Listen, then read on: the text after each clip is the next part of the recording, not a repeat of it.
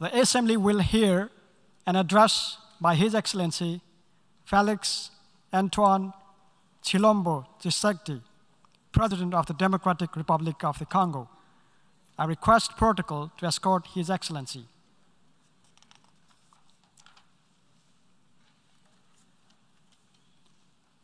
On behalf of the General Assembly, I have the honor to welcome His Excellency Felix Antoine Tshilombo Tshisekedi, President of the Democratic Republic of Congo, to invite him to address the General Assembly.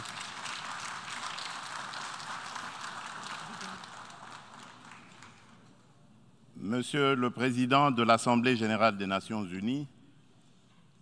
Monsieur le Secrétaire général des Nations unies, Mesdames et Messieurs les chefs d'État et de gouvernement, Mesdames et Messieurs les chefs de délégation, c'est pour moi un grand honneur et un réel plaisir de prendre la parole du haut de cette tribune pour faire entendre la voix de mon pays, la République démocratique du Congo, sur les principales questions qui préoccupent au plus haut point la communauté internationale actuellement. Monsieur le Président, je voudrais néanmoins, avant toute chose, vous féliciter pour votre élection à la présidence de la 77e session ordinaire de l'Assemblée générale des Nations unies. Je suis convaincu que vous donnerez le meilleur de vous-même pour la réussite de cette session et vous garantis tout le soutien de mon pays. Monsieur le Président, les défis majeurs auxquels l'humanité fait face actuellement sont les suivants. La sécurité et la paix pour tous, la maîtrise des changements climatiques, la relance de l'économie mondiale après la Covid-19, la lutte contre la pauvreté et la promotion du bien-être collectif. Ces principaux défis sont complexes et intimement enchevêtrés. Conscient de cette réalité, je salue le choix judicieux et la pertinence du thème central de ces assises, à savoir un tournant décisif des solutions transformatrices face à des défis intriqués. À l'évidence, le relèvement de ces défis exige plus de concertation, plus de coopération et plus de solidarité entre les États et les nations. Le maintien de la paix et la sécurité internationale constituent le fondement et l'objectif primordial de la création de l'Organisation des Nations unies. Ni l'indifférence, ni l'immobilisme, ni l'attentisme de sa part ne sont par conséquent admissibles face à toute menace contre la paix et la sécurité internationale. À ce jour, la question de la sécurité et de la paix internationale se cristallise autour de la lutte contre le terrorisme ainsi que l'extinction des foyers de tension en Europe et en Afrique. En effet, le terrorisme n'a épargné aucun continent. Après l'Asie, l'Europe occidentale, l'Amérique du Nord, il se métastase en Afrique, où il a allumé le feu à plusieurs endroits et notre continent en paye un lourd tribut. Au Sahel, à l'Est, à l'Ouest, au centre et au sud de ce continent, les terroristes tuent par des expéditions barbares des populations innocentes et déstabilisent des États au nom de l'intégrisme religieux. Certes, des progrès remarquables ont été accomplis au Moyen-Orient dans la lutte contre ce fléau qui a battu de l'aile. Cependant, ce fléau est loin de s'essouffler et encore moins d'être éradiqué de notre planète. C'est pourquoi la République démocratique du Congo, une des victimes africaines de ce terrorisme, est membre de la coalition globale contre l'État islamique interpelle les Nations unies et les exhorte à s'impliquer activement dans la mise en œuvre des recommandations de cette coalition et de celles du processus d'Aqaba. Les déclarations d'intention et les proclamations de foi sans action collective vigoureuse sur le terrain ne suffiront jamais pour éradiquer le terrorisme. Monsieur le Président, au cœur de l'Europe, la guerre entre la Russie et l'Ukraine est une plaie béante dont le saignement atteint même l'Afrique lointaine et perturbe le commerce international à cause des dégâts collatéraux importants, notamment en matière d'approvisionnement en produits céréaliers et énergétiques d'origine ukrainienne et russe, nécessaires à l'alimentation des populations ainsi qu'au fonctionnement des économies des pays importateurs. Il est impératif que les Nations unies interviennent avec diligence et plus de fermeté pour éteindre ce brasier, et ce, dans le respect absolu des règles du droit international. La République démocratique du Congo souscrit à la position de l'Union africaine et appelle toutes les parties au conflit à suivre la voie du dialogue et du droit préconisée par l'Afrique, qui a par ailleurs l'expérience de gestion des crises sécuritaires provoquées par des groupes armés dans certains de ses États. À ce sujet, les Nations unies savent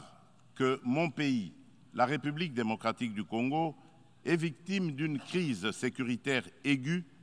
qui dure depuis plus de 20 ans à l'est de son territoire national. Tout observateur honnête et de bonne foi reconnaît que cette crise est causée principalement par les convoitises que suscitent ces fabuleuses richesses naturelles et les ambitions de puissance de certains de ses voisins. Le peuple congolais reconnaît l'implication des Nations unies, de l'Union africaine, des communautés régionales africaines, de l'Union européenne et des partenaires extérieurs bilatéraux de la République démocratique du Congo pour juguler cette crise récurrente. Il leur en est reconnaissant et s'incline devant le sacrifice de vaillants soldats de la paix qui ont perdu leur vie au front de la défense des idéaux de paix et de justice. Cependant, en dépit des efforts internes inlassables, de la présence militaire massive de l'ONU au Congo et de son soutien diplomatique pendant 23 ans, le mal sécuritaire continue à ronger mon pays.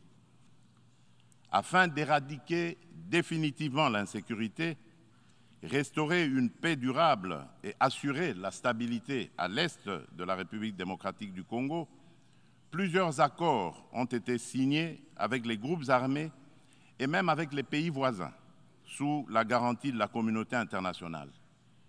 Des mécanismes nationaux et internationaux ont été créés. Toutes ces perspectives de règlement définitif du conflit n'ont duré que l'espace de quelques mois. Vite, l'architecture s'est fissurée et l'édifice s'est écroulé. Et on recommence toujours avec les mêmes tragédies. Depuis mon élection à la tête de la République démocratique du Congo, je n'ai eu de cesse de me battre chaque jour pour la paix et la sécurité dans les provinces congolaises de l'Ituri, du Nord Kivu et du Sud Kivu.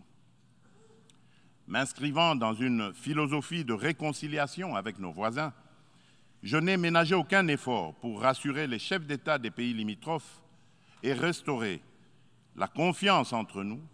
notamment par la concertation permanente sur des questions d'intérêt commun, la conclusion d'accords de coopération sécuritaire et de partenariat économique et la réalisation de projets de développement pour nos populations respectives. En dépit de ma bonne volonté et de la main tendue du peuple congolais pour la paix, certains de nos voisins n'ont trouvé mieux que de nous remercier par l'agression et le soutien des groupes armés terroristes qui ravagent l'Est de la République démocratique du Congo. C'est le cas actuellement du Rwanda qui, au mépris du droit international, de la charte de l'ONU et de l'acte constitutif de l'Union africaine, a une fois de plus non seulement agressé en mars dernier la République démocratique du Congo par des incursions directes de ses forces armées, les RDF, mais aussi occupe des localités de la province du Nord Kivu par un groupe armé terroriste interposé, le mouvement du 23 mars, dit M23, auquel il apporte un soutien massif, tant en matériel de guerre qu'en hommes de troupes. Et comme pour défier la communauté internationale, le M23, avec le soutien de l'armée rwandaise, a même abattu un hélicoptère de la MONUSCO et tué 8 casques bleus, commettant ainsi un crime de guerre. Je dénonce, en ce lieu emblématique de la vie internationale, avec la dernière énergie, cette énième agression dont mon pays est victime de la part de son voisin le Rwanda, sous couvert d'un groupe terroriste dénommé le M23. Monsieur le Président, l'implication du Rwanda et sa responsabilité dans la tragédie que vivent mon pays et mes compatriotes des zones occupées par l'armée rwandaise et ses alliés du M23 ne sont plus discutables, dès lors que plus d'une fois, aussi bien les groupes d'experts dûment mandatés par l'ONU et le mécanisme conjoint de vérification élargie de la Conférence internationale sur la région des Grands Lacs, la CIRGL, que des organisations non gouvernementales humanitaires et des droits de l'homme crédibles les ont établis dans des rapports documentés et objectifs à la limite du scientifique. Au demeurant, pour éclairer la communauté des nations et mettre fin aux sempiternelles dénégations des autorités rwandaises, le gouvernement congolais réitère sa demande au président du Conseil de sécurité de distribuer officiellement aux membres du Conseil le dernier rapport des experts de l'ONU sur la situation sécuritaire à l'est de la République démocratique du Congo et de le faire examiner avec diligence par lui afin d'en tirer toutes les conséquences qui s'imposent sur le plan du droit, de la paix et de la sécurité internationale. Il y va de l'image et de la crédibilité de notre organisation. Procéder autrement serait, d'une part, encourager le Rwanda à poursuivre son agression, ses crimes de guerre et ses crimes contre l'humanité en République démocratique du Congo, et d'autre part, nourrir davantage la suspicion légitime des Congolais sur l'impartialité de l'ONU, ainsi que la complicité de certains de ses membres dans ces crimes. C'est pour mettre fin à cette suspicion et dissiper l'ambiguïté de certaines positions du Conseil de sécurité sur la crise sécuritaire à l'est de la RDC, ambiguïté qui excède la population congolaise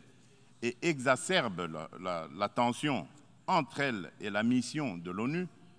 pour la stabilisation du Congo, la MONUSCO, que le gouvernement de mon pays a demandé la réévaluation du plan de retrait progressif et responsable de cette mission. Cette démarche d'ajustement est exigée par le constat unanime, même au niveau le plus élevé de notre organisation, des faiblesses regrettables de la MONUSCO, ce qui affecte certainement l'efficacité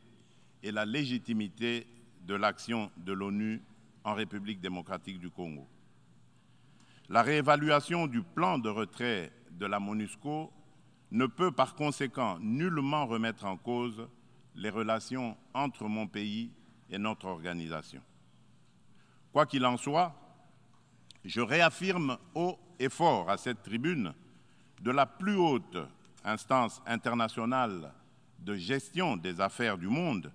la détermination du peuple congolais et de ses dirigeants de défendre toujours, jusqu'au sacrifice suprême, l'intégrité territoriale,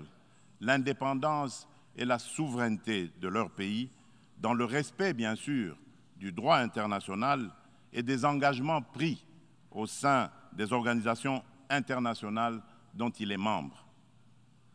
C'est ici le lieu pour moi de préciser que l'État congolais et la société civile ne permettront jamais à quiconque de tenir le discours de la haine tribale, ethnique et raciale ou xénophobe dans notre pays. La Constitution de la République et les lois congolaises interdisent un tel discours et le sanctionnent sévèrement.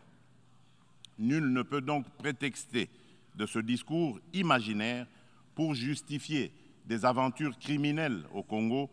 diviser les Congolais et fragiliser l'unité nationale à laquelle tous mes compatriotes tiennent. La République démocratique du Congo n'est pas et ne sera jamais génocidaire. De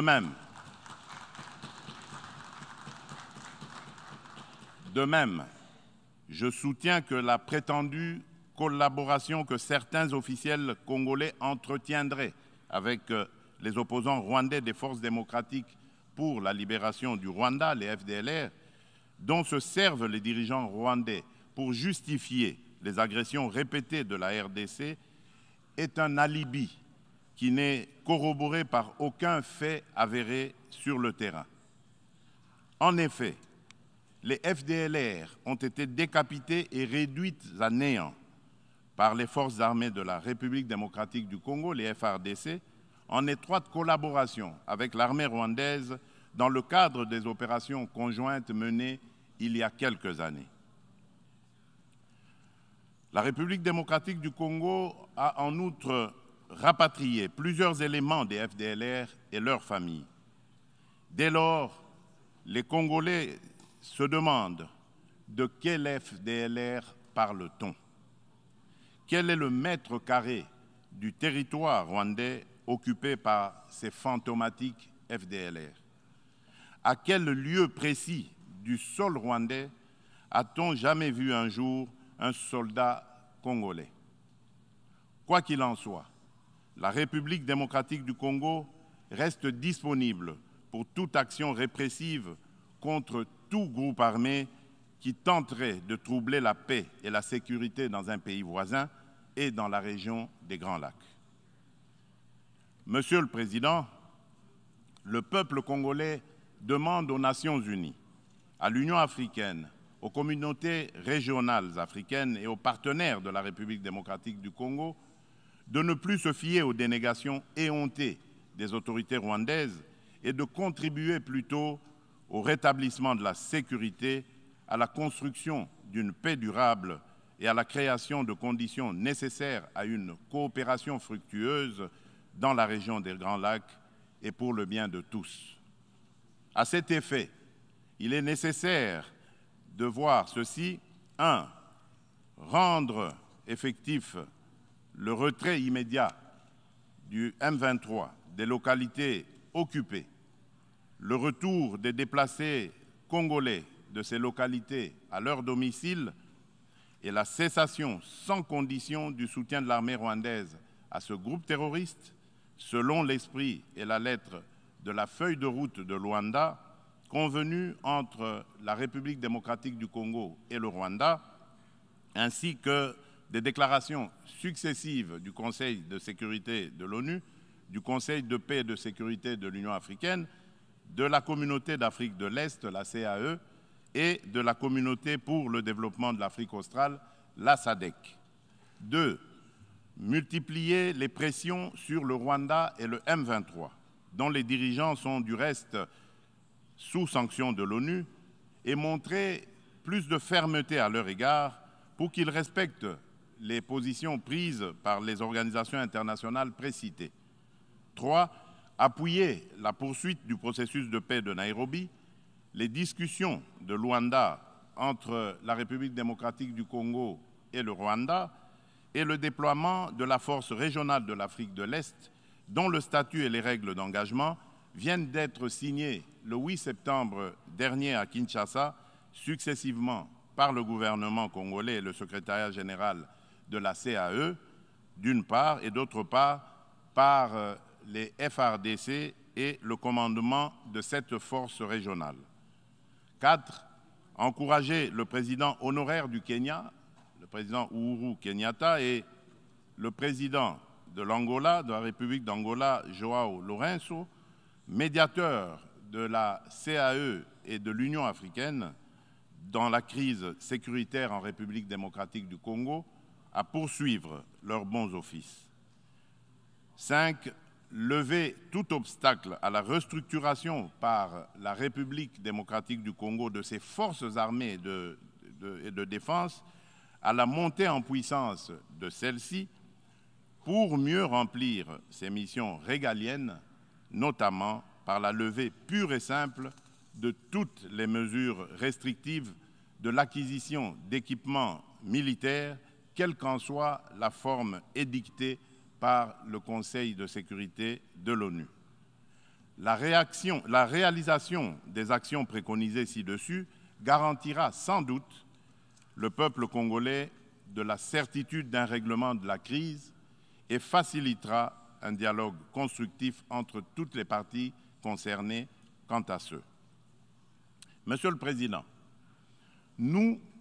peuple congolais, sommes décidés cette fois-ci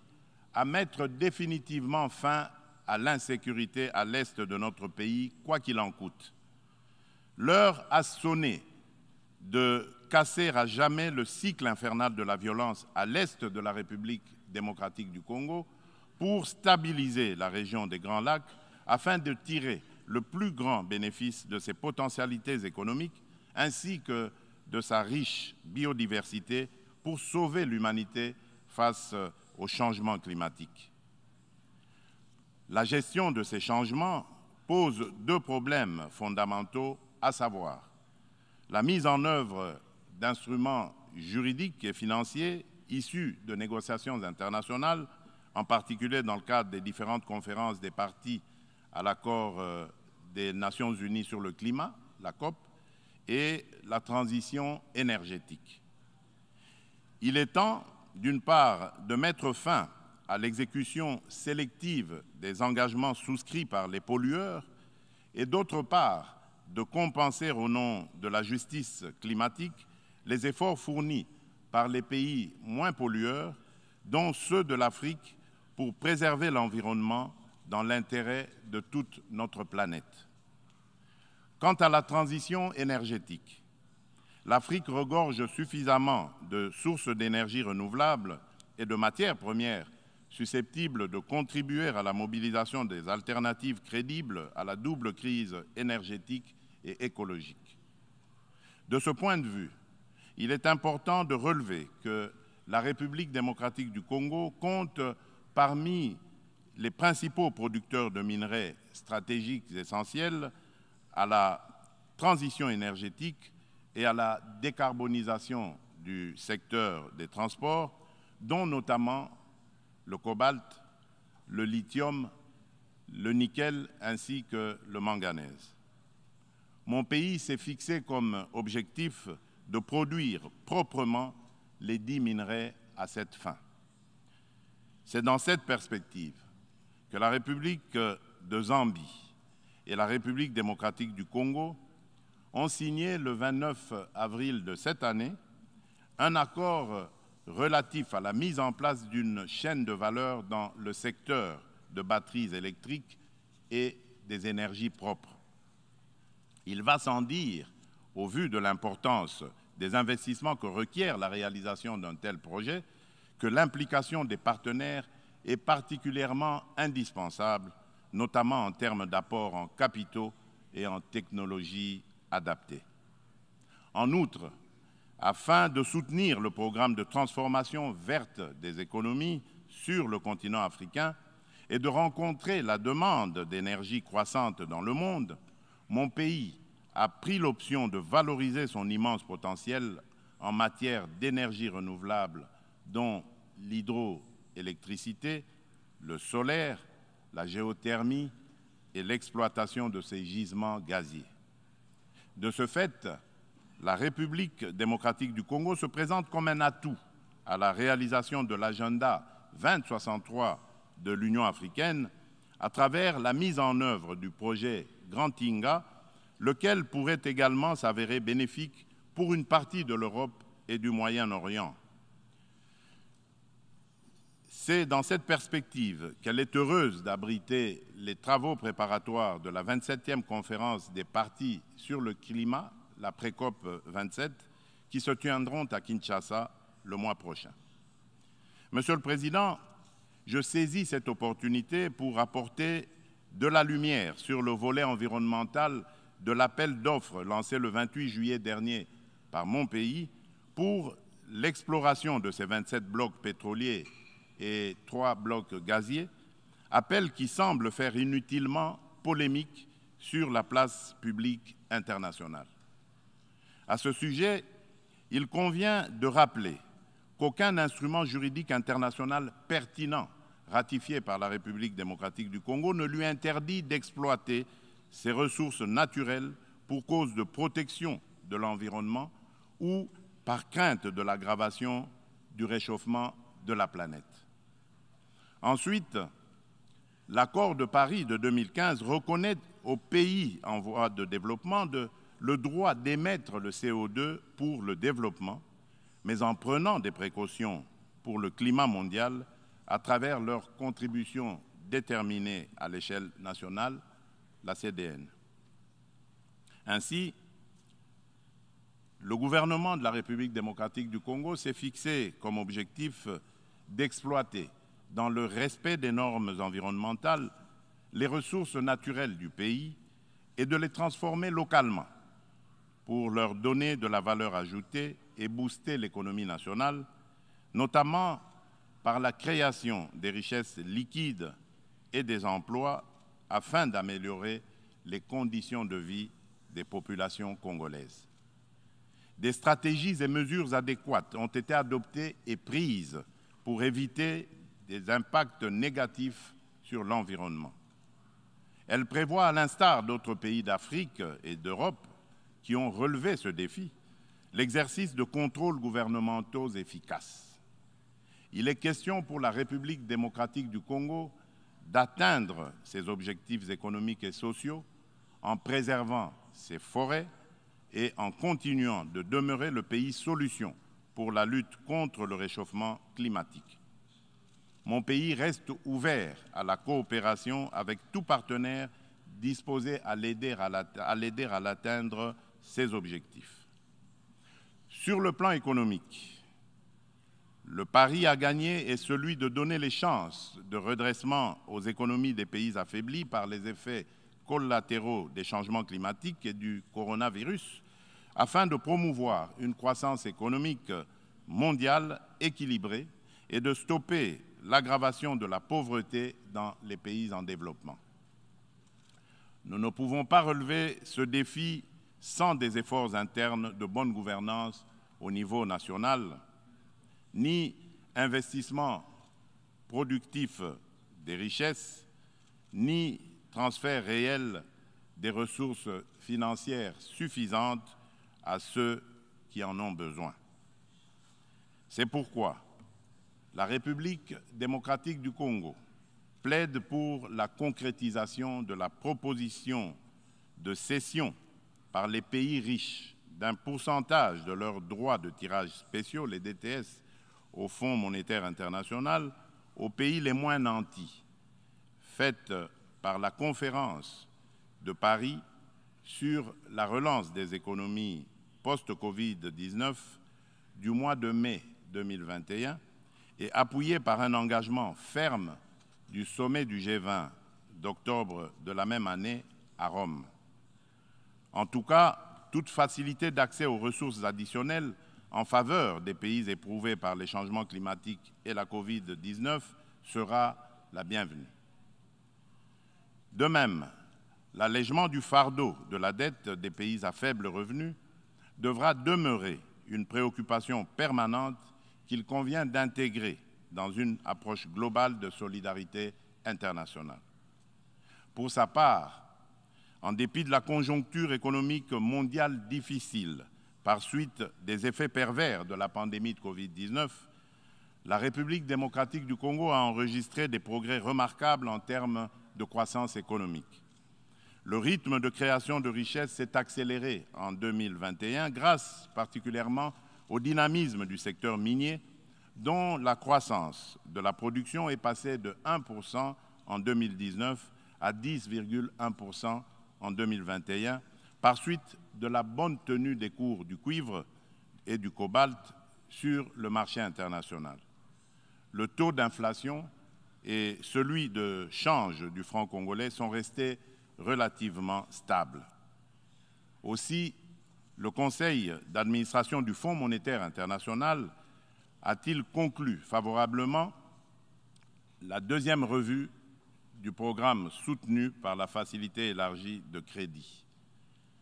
Le Fonds monétaire international a exprimé son satisfecit sur les politiques macroéconomiques prudentes adoptées par le gouvernement de la République démocratique du Congo. Nous poursuivrons inlassablement ces politiques et l'effort d'amélioration du climat des affaires en cours pour promouvoir les investissements privés et les activités économiques en général. Monsieur le Président, la solidarité et la justice dans les relations entre les nations ont toujours été des facteurs de paix et de sécurité mutuelle car elles rapprochent les hommes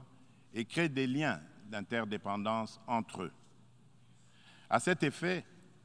la lutte contre la pauvreté et la promotion du bien-être collectif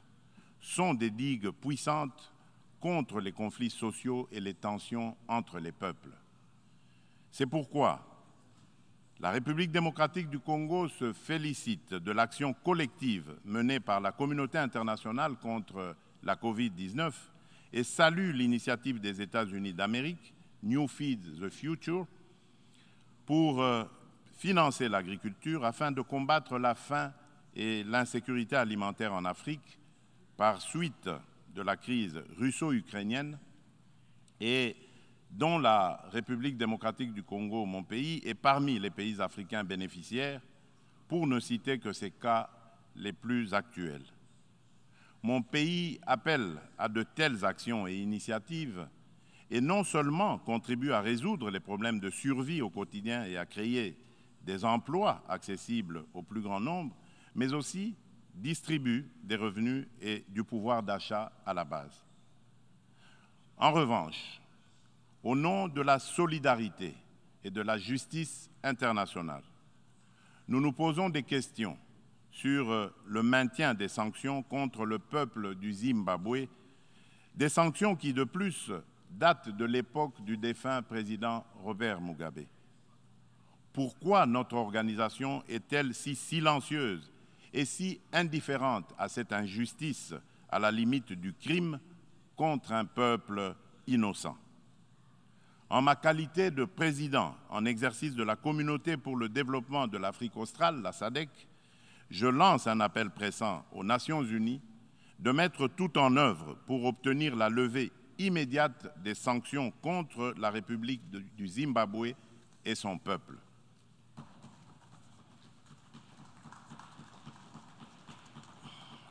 Monsieur le Président, dans ce monde multipolaire, aucun pays, aussi puissant et riche soit-il, ne peut prétendre affronter seul les défis que je viens d'exposer ci-dessus et encore moins les relever dans l'intérêt de tous. L'importance des enjeux, la complexité des problèmes à résoudre et l'ampleur de la tâche exigent une approche multilatérale équitable qui intègre les intérêts d'un chacun et mutualise les énergies de tous dans le respect réciproque. C'est pourquoi la République démocratique du Congo continue à penser qu'il est indispensable de mieux structurer le multilatéralisme et de l'enrichir dans l'égalité de traitement et de toutes les parties prenantes afin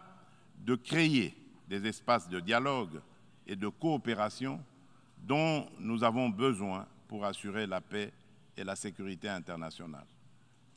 C'est cela, l'Organisation des Nations Unies que nous voulons.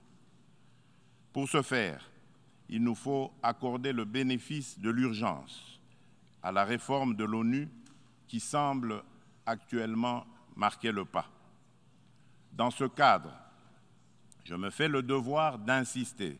sur la nécessité de satisfaire la revendication légitime et juste de l'Afrique d'être représentée au sein du Conseil de sécurité de l'ONU par 2 sièges supplémentaires dans la catégorie des membres non permanents et par 2 autres dans celle des membres permanents avec les mêmes droits, y compris celui de veto, les mêmes privilèges et obligations que ceux des membres permanents actuels. C'est une question de justice à rendre à un continent, mieux à un pan entier de l'humanité dont le rôle ne cesse de s'accroître chaque jour davantage dans la conduite des affaires internationales. Nous, Africains, y tenons fermement. Monsieur le Président de l'Assemblée générale des Nations unies, Monsieur le Secrétaire général des Nations unies, Mesdames et Messieurs les chefs d'État et de gouvernement, Mesdames et Messieurs les chefs de délégation, pour terminer, permettez-moi de dire un mot sur la parité homme-femme. À ce propos, il y a lieu d'insister sur la nécessité de poursuivre les efforts en cours, tant au niveau international qu'à celui des États, pour créer des espaces d'égalité du genre et des opportunités de liberté et d'action pour la femme. Pour ce faire, l'implication des hommes dans les politiques de promotion du genre s'avère nécessaire parce que d'une part, l'homme partage la vie avec la femme et d'autre part,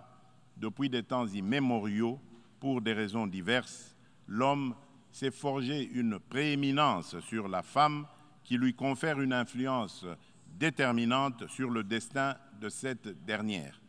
Nous devons mettre un terme à cette situation de fait. C'est pourquoi, lors de mon mandat à la tête de l'Union africaine, j'ai initié une rencontre des chefs d'État et de gouvernement de l'organisation continentale sous le thème de Conférence des hommes sur la masculinité positive. De ce rendez-vous historique tenu à Kinshasa en 2021, il est sorti une déclaration de l'Union africaine contenant l'engagement des hommes, notamment celui des chefs d'État et de gouvernement, de mettre fin aux violences faites aux femmes et aux filles et apporter des réponses appropriées à cette problématique. Cette déclaration constitue une véritable charte de l'Union africaine pour la femme que je m'attelle à matérialiser en ma qualité de champion de l'Union africaine pour la masculinité positive. C'est dans ce cadre que j'ai entrepris de promouvoir davantage la Congolaise qui occupe aujourd'hui de plus en plus l'avant-plan de la gestion des affaires publiques au sein des institutions politiques, judiciaires et administratives de mon pays. Cette politique volontariste devra permettre dans l'avenir un changement radical, non seulement de perception de la femme et de son rôle dans la société, mais aussi dans la prise en charge par la femme elle-même de son destin. En effet, la parité n'est pas un cadeau fait à la femme, mais une responsabilité qu'elle doit assumer. Je souhaite plein succès aux travaux de la 77e session ordinaire de l'Assemblée générale. Je vous remercie.